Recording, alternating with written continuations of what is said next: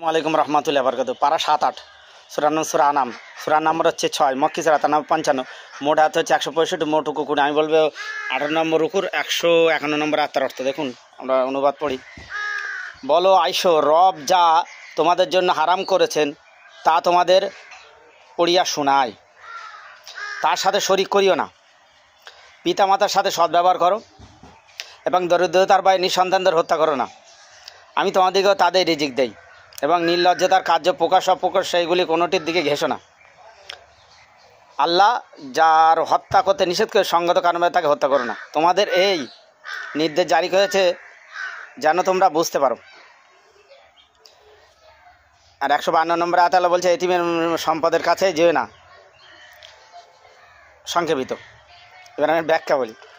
দেখুন না, রব্বুল আলামিন এখানে কি বলেছেন, তোমরা আল্লাহর সঙ্গে কাউকে শরীক করবেন। লা তুশরিকু বিল্লাহি ইন্না শিরকা ওয়া যুলমুন আযীম। সেই মুসলিম শরীফের হাদিস নাম হচ্ছে 2133। হযরত নবী করিম সাল্লাল্লাহু আলাইহি ওয়াসাল্লাম হযরত আলীকে বললেন, হে আলী, যাও আর কোনো উঁচু কবর মাজা রাখিও না, সব কটাকে ভেঙে সমান করে দাও। হাদিস সেই মুসলিম শরীফ। কবর পা করা, উঁচু করা সবই নিষেধ। সুনান ইবনে মাজাহ শরীফের হাদিস নাম হচ্ছে 1562, 1563, 1564।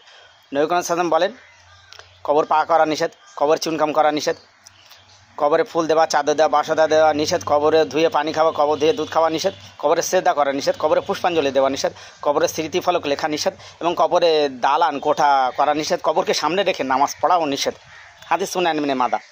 বর্ণনা সাহাবী হযরতে জাবির এবং হযরতে আবু সাঈদ আল খুদরি রাদিয়াল্লাহু আনহু। নবী করিম সাল্লাল্লাহু আলাইহি ওয়াসাল্লামের স্ত্রী আয়েশা সিদ্দিকা রাদিয়াল্লাহু আনহা থেকে বর্ণিত বুখারীর হাদিস, নবী করিম সাল্লাল্লাহু আলাইহি ওয়াসাল্লামের স্ত্রী বলছেন যে, আমার মৃত্যুর পরে আমার সতীনদের সঙ্গে আমাকে দাফন করে দেবা। আমি পছন্দ করি না যে আমাকে একা দাফন করে সেখানে আমাকে বেশি বেশি করে সম্মান করা হোক। নবী সাহাবী এবং স্ত্রী তিনি পর্যন্ত সিঙ্গেল মাজার চাননি, বেশি মর্যাদা চাননি। নিঃসন্দেহে অবশ্যই যারা সিঙ্গেল মাজার করেন অবশ্যই মূর্খামি ছাড়া কিছু না। এবং নবী করিম সাল্লাল্লাহু আলাইহি ওয়াসাল্লাম জীবনে কবর খুঁড়ে যায়নি মরার আগে। নবী সাহাবীরাও করেন। যারা মরার আগে কবর করে দেয় ওরা ভণ্ডামি এবং শিরিক কুফরের বীজ বপন করে যাচ্ছে। এটা অবশ্যই বই ছাড়া কিছু নয়। অবশ্যই ওদেরকে বয়কট করুন। এটা কোনো সুন্নাতও নয়, বরং এগুলো হারাম। যেটা নবী সাহাবীরা করেননি সেটা হচ্ছে ইসলামের অংশ নয়, দিনের অংশ নয়। আমি নবী করিম সাল্লাল্লাহু আলাইহি ওয়াসাল্লাম খবর আসলো যে 3 জন ব্যক্তি পণ করে নিয়েছে, সারা রাত জেগে জেগে নামাজ পড়বে, রাত্রি ঘুমাবে না। আর এক ব্যক্তি সে সারা জীবন বিয়ে করবে না। আর এক ব্যক্তি সারা জীবন প্রত্যেক দিন রোজা রাখবে। নবী সাল্লাল্লাহু আলাইহি ওয়াসাল্লাম বললেন যে ওদের বল দাও ওরা আমার দলভুক্ত না এবং মুসলমান না। আমি বিয়ে করি, আমি রাত্রে ঘুমাই, নামাজ পড়ি, আমি রোজা করি, আবার রোজা ভাঙি। অবশ্যই যে নবী কবর খুঁড়ে যাননি মরার আগে, আর তুমি কবর খুঁড়ে বিশ্বাস দিত, ও মরে গেলে পীর করে দেবে।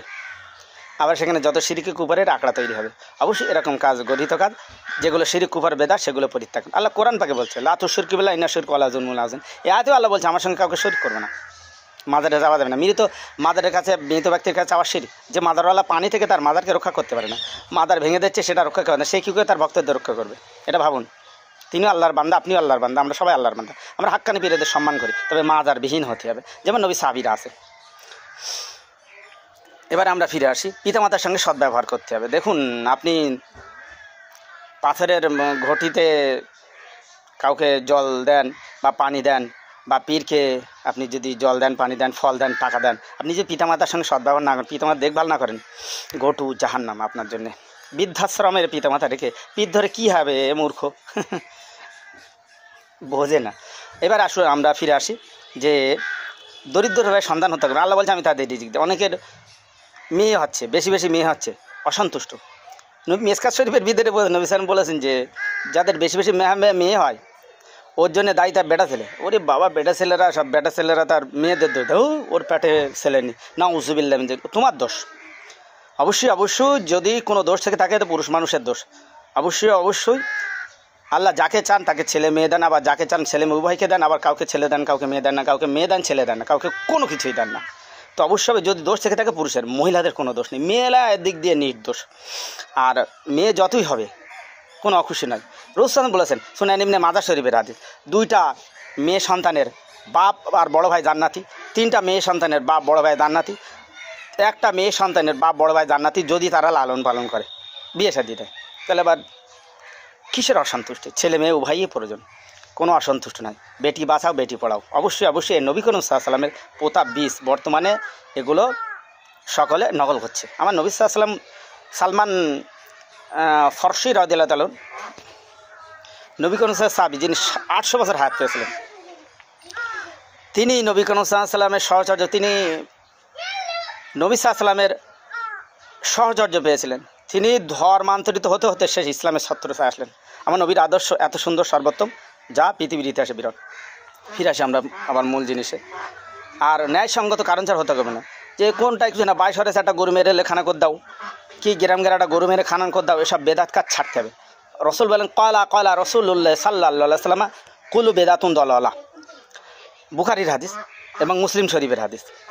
নবী করিম সাল্লাল্লাহু বললেন যে প্রত্যেক বেদাতি ভ্রষ্টতা। এবারে বেদাত কাজ আমাদের ছাড়া লাগবে, ন্যায়সঙ্গত কারণ ছাড়া। যেটা কোরবানির জন্য পশু জবাই করে সেটা যায়, কিন্তু প্রয়োজন ছাড়া আপনি বেশি বেশি প্রাণী হত্যা করবেন, এটা হতে পারে না। তারপরে আমরা ফিরে আসি যে এবারে রব্বুল আলামিন আল্লাহ বলছেন এতিমের মাল। এতিম বলতে যাদের, দেখুন আমরা বুঝি সাধারণত এতিম বলতে পশুরা এতিম হয় কীভাবে জানেন?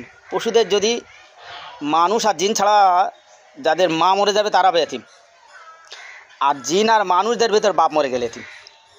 এতিমের সময়সীমা তাফসিরে মাআরিফুল কোরআন, তাফসিরে বায়ানুল কোরআনের ভিতরে এসেছে 18 বছর। 18 বছর পাওয়া যায়, 19 পাওয়া বেশি আর এতিম থাকবে না। 18 বছর নিম্নে যত বয়স হবে, 0 থেকে 18 বছর বয়সের ভিতরে ওই এতিম, ওর বাপ মরে গেলেই। আর ওই এতিমের সম্পদ ভক্ষণ করা বিশাল অপরাধ। অবশ্যই ওদের, হ্যাঁ, এবারে অনেকের মৌজা করে দেয়, নাউজুবিল্লাহ জালিম, বলে দাদা বেঁচে রে বাপ মরে গেছে, মৌজা না, মৌজা করার কথা ইসলামে নেই, ইনসাফের কথা বলা হয়েছে। অবশ্যই তাদের হক পাইয়ে দেওয়া উচিত। আর অবশ্যই আল্লাহ রসুল দেখতে চান যে কে ইনসাফ করে। আল্লাহ জি খলাকাল মাউত ওয়াল হায়াত লিয়াবলুকুম আহসানান আমালা, সূরা আল মুলকের ভিতরে আল্লাহ বলছে আমি দেখবো, পরীক্ষা করবো তোমাদের হায়াত আর মৌত তৈরি করেছি। তো কে ইনসাফ করে? আপনার ইনসাফ করা লাগবে। আপনার ভাইটা মরে গেছে আর ভাইপোদের আর ভাইজিদের তাড়িয়ে দেবেন না। কি আপনার ছেলে মরে গেছে, আপনি নাতি নাতনিদের